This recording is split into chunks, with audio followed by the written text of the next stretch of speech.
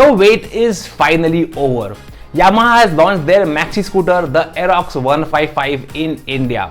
Now, in a sense, this is India's first maxi-scooter and not maxi-style scooter like the Aprilia SXR or Suzuki Bergman. And that's because it doesn't have a floorboard, it's got a spine running down the center. But more on that in just a little bit.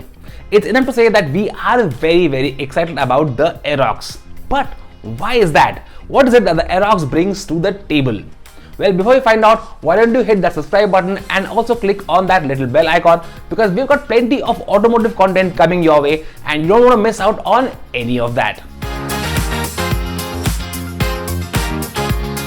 Now, firstly, we have to touch upon the design of the Aerox. Now, this is the most unique looking scooter in India, and that's because its stance is more like a motorcycle than a conventional scooter.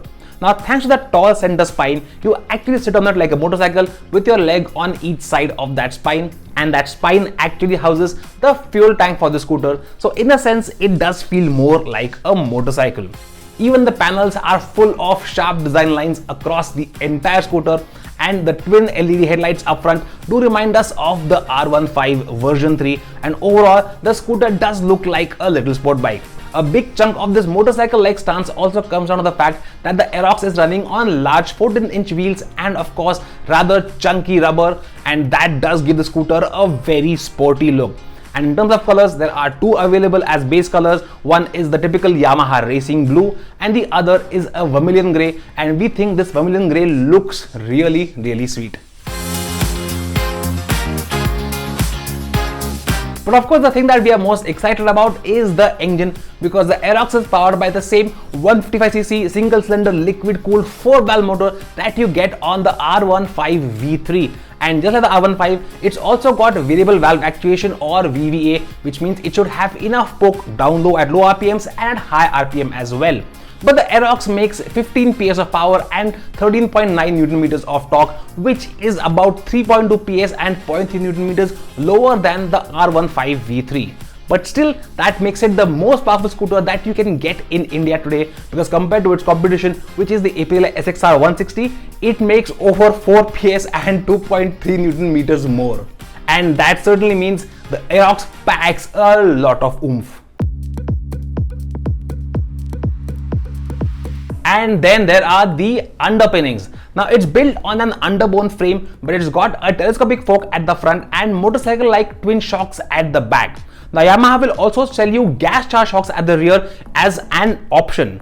Now, as we mentioned before, it's running on large 14-inch wheels, which have among the chunkiest rubber that you can get on any scooter in India today. 110 section at the front and 140 section at the rear.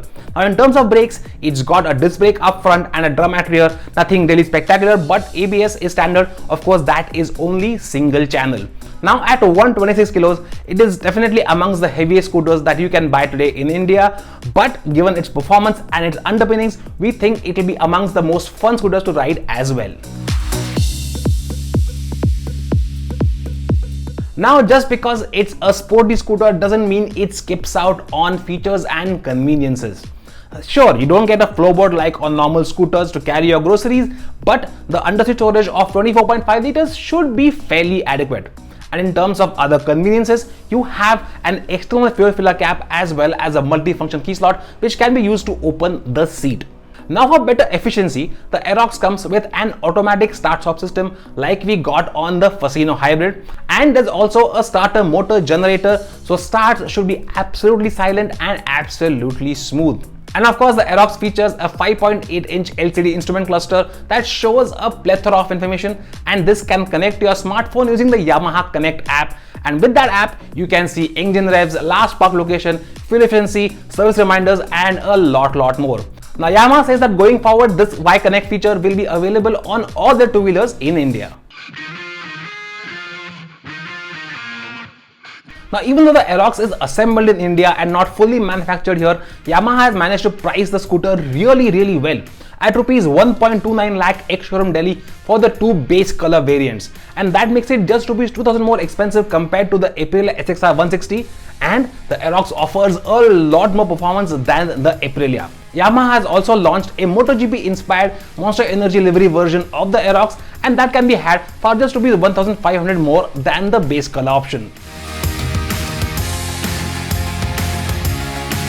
And if you thought that the Aerox 155 was a little bit too much for you, Yamaha also announced the launch of the RayZR 125 Hybrid today.